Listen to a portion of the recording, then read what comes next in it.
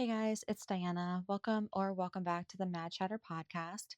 Today I just want to sit and talk to you guys about a case that I recently learned about that I find highly interesting and extremely heartbreaking. It's the case of Brandon Swanson.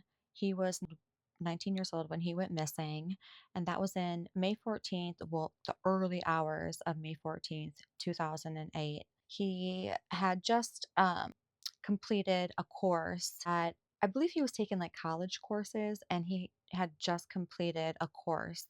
So he was out, celebrating with his friends. He had went to a couple house parties, had a couple drinks, but his friends had told the police that he wasn't really intoxicated. They didn't see him being really intoxicated. But when he left the first party, he then went to another party. And the friends at that party said that I guess he had a shot of whiskey or something. And a lot of, you know, reporting on this case that I have seen doesn't really bring that up. They don't mention the fact that he had been drinking and he was most likely intoxicated. But I think it's important to tell that part so you get the full picture and you don't automatically think like he disappeared from a cornfield and was abducted by aliens or some shit because you don't know all the facts. And I'm not victim blaming or anything like that. I'm just trying to present all the facts to you guys so you can form your own opinion like I did. And everything in this video is allegedly, and it's my own opinion, based on the stuff that I have read and the stuff that I have researched and found. But okay, so he went missing in the early morning hours. He was supposed to go home and he could just take like basically like a straight route on Highway 68, but instead he was kind of using like a zigzag pattern on back roads to then get to the main road again, but avoiding like a big stretch of it. Okay, so to me personally, what I think that means is he was avoiding the main highway because of police. So he if you live anywhere in rural anything, everybody is always saying, take the back roads, don't take the highway, you'll get pulled over. So he then apparently gets his car stuck in a ditch around 1:30 in the morning, and he tries calling his friends to see if they'll come and help get him out. And I guess none of his friends answer, so he finally calls his parents. He probably did not want to do that, but he calls his parents and tells them that he's stuck in a ditch. There's no damage to his car or anything like that, and that he's fine, he's safe, but he's unable to get his car out, and can they please come and get him? And his parents are like, okay, where are you at? And he tells them that he's in a city called Lind. And his parents are like, all right, cool. We're not too far from there. We'll come and get you. So Brandon's like, okay. And he's sitting in his car and he's waiting for his parents, and they're still on the phone with each other while his parents are on the way. And as his parents get to the spot where Brandon is telling them that he's at, they're like, we don't see you anywhere. We don't see any cars in ditches or anything like that. And Brandon's like, I'm here. Like, what do you mean? I'm literally here. Like, I'm telling you that I'm here. I'm in a ditch. Like, I think I know where I'm at. And his parents are like, we are at the same place that you're telling us that you're at, and you're not there. So his parents are like, all right, flash your lights, and then we'll flash our lights, and then hopefully we'll see each other. But it didn't work. Like, they were both flashing their lights and neither of them could see each other. Like, they were not in the same spot, obviously. So he's 19 years old. He's trying to tell his parents where he's at. He's stuck in a ditch. He's probably getting agitated. It's early in the morning. He probably has a little bit of alcohol in his system. He's trying to get the F up out of there. you know his parents are telling him that, yeah, he's not where he knows that he is. Like, he knows that that's where he's at. Like, his mom said he was adamant that that's where he was. He could, he knew that he was by the city of Lind, and his parents were driving on the road that they said that he was on, and he was not there. So tensions, arise, and his mom and him get into a little fight. And I guess Brandon hangs up on her and she tries calling him back to apologize. He doesn't answer. The dad ends up taking the mom home. Okay, there's like two different accounts by this. So allegedly, the dad ends up taking the mom home in one of the accounts.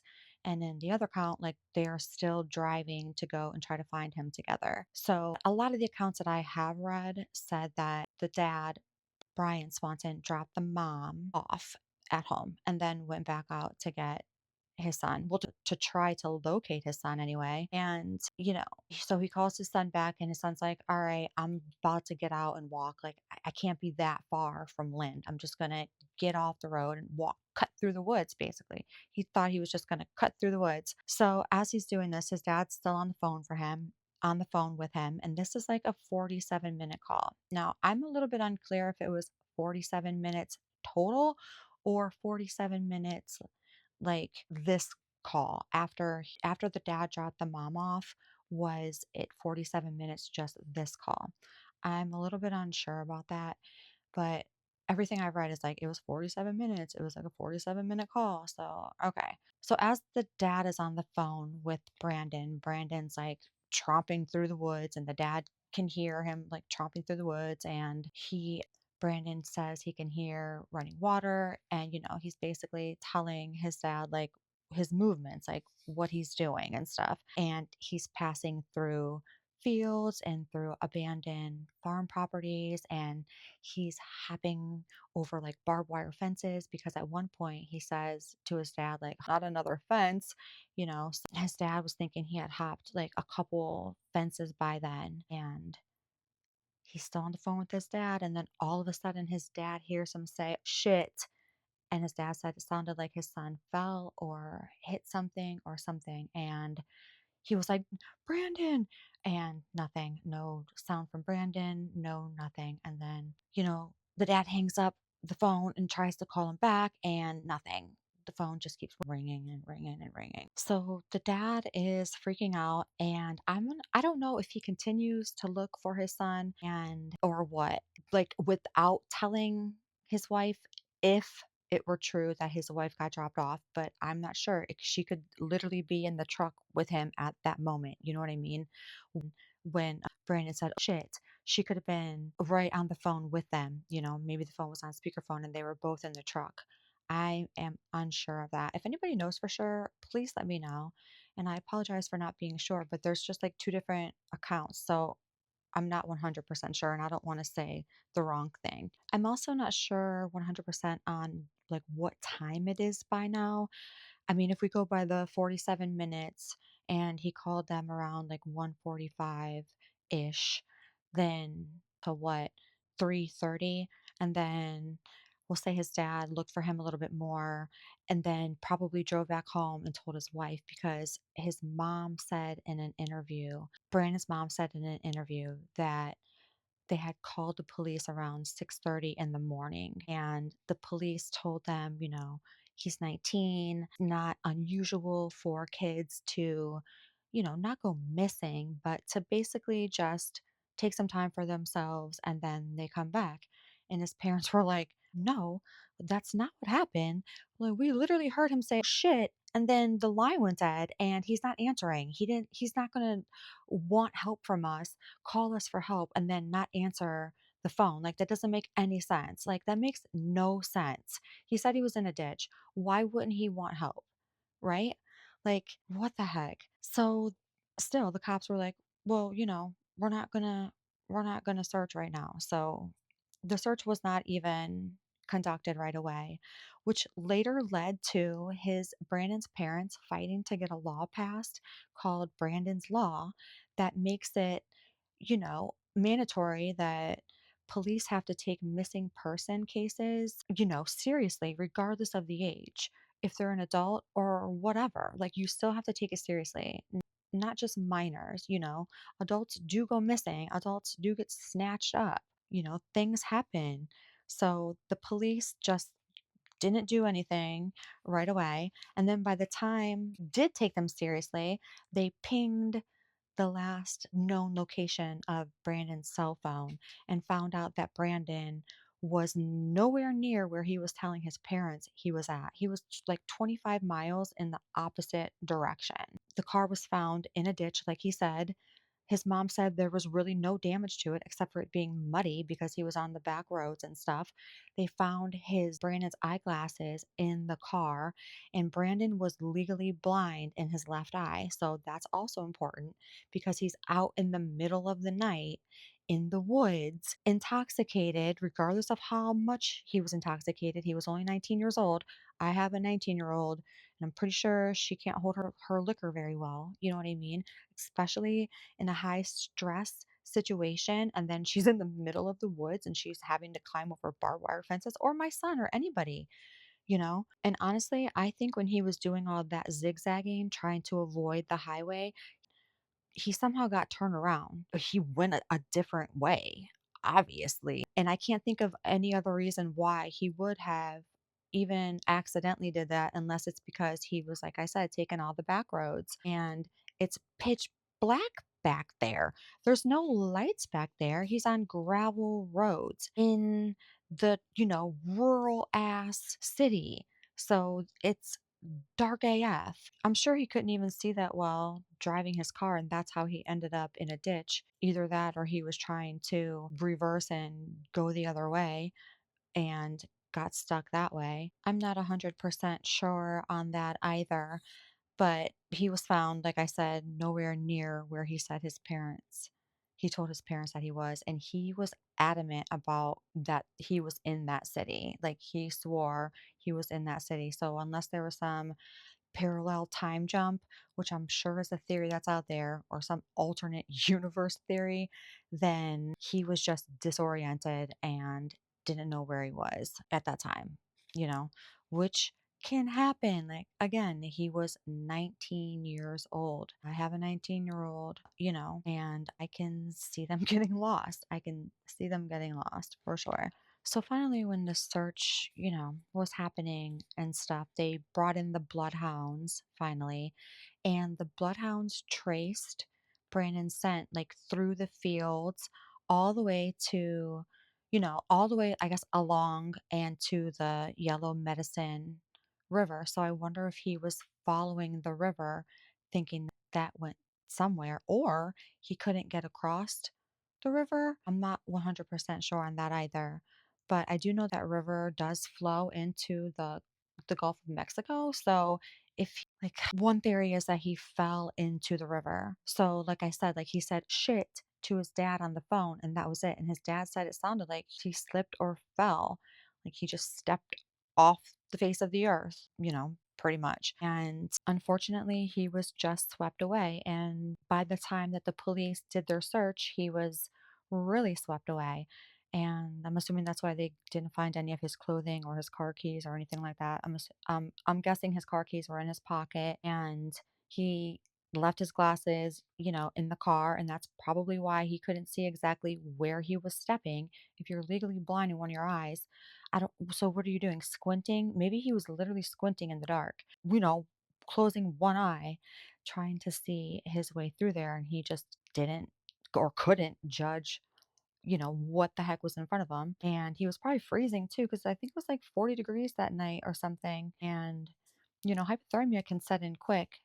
I mean, that's another thing that the police, thought that if he had gotten wet at all, he, turned hypothermic and then died. But still, where is his body then? Where is his body? Another theory is maybe he fell down a well or, some kind of sinkhole or something back on one of those abandoned farmlands. And that's it. But wouldn't you think his dad would hear him screaming or something on the way down, like, oh shit? Or I would be screaming on the way down if I were falling down a freaking well. And then would you hear a thud? Would his phone have fallen with him down a well? You know what I mean? I don't know, but that is so sad to hear like your son's last words and for it to be a shock to like whatever he was saying shit about was a shock. Like he was not expecting whatever it was, which I'm assuming was some kind of drop off of something. Like he took a step and there was nothing underneath that foot. Shit. And then that's it. Like I can completely see that happening. Not only do I feel terrible for his father for hearing that, I feel especially horrible for the mother because if the story is true that her and her son got into a little fight and then she went back home and was probably like, you know what, I'm tired. You'll find him. He's just being a jerk and I don't feel like dealing with it. I'm going back to sleep. Wake me up when you guys get back. And, then the dad came back and was like telling her what happened. And I can't even imagine the amount of guilt that she feels. And you can't even help but to feel that guilt, even though she shouldn't feel that way. Her and her son were having a human moment, a mother and son moment. Like it's happened to all of us that have kids or to all of us that have parents. Like we've all had that moment. Some of us on both ends. We all know that moment. Tensions rise, like you're aggravated, you're lost, you can't find your son. He can't find his parents, like he can't find his way to any kind of civilization either. He's lost in the woods now. Like I can see how it can happen so fast. I just feel so bad for her, and I hope that she doesn't feel like guilt like that. I really hope that because it is not her fault. She did not know that was going to happen. She did not know that that was going to be the last time that she talked to her son. And, that is heartbreaking. That's the heartbreaking part of the case that I was telling you guys about. And I was literally crying thinking about it, thinking about being that mom, and how I would feel if that happened to one of my kids. And it broke my heart. So I am very sorry to the family of Brandon. I'm very sorry. This case is very sad and it's so unfortunate. And, there was a lot of things that went wrong that contributed to it. One with Brandon not knowing exactly where he was, taking the zigzag path and being off course, and then the police not, taking them seriously at first and losing hours that way. My theory is, and this is all alleged, that he slipped and fell into the river, or he was walking and maybe he fell down just like a ravine or something and then it went into the river. I'm not sure, but I'm thinking that it's something like that and it carried him away and that's why we haven't found him. And I hope one day that we find at least his remains. And as terrible as that sounds, I just want his parents to get some closure. And if you guys know any more about this case than I do, or that I brought up, or if I missed anything, or if any locals are listening, please fill me in and tell me because, this is such a sad case. And yeah, but thank you guys for tuning in and listening. And let me know what you guys think in the comments. Let me know what you think happened. And yeah, I'll talk to you guys next time. Thanks so much. Bye.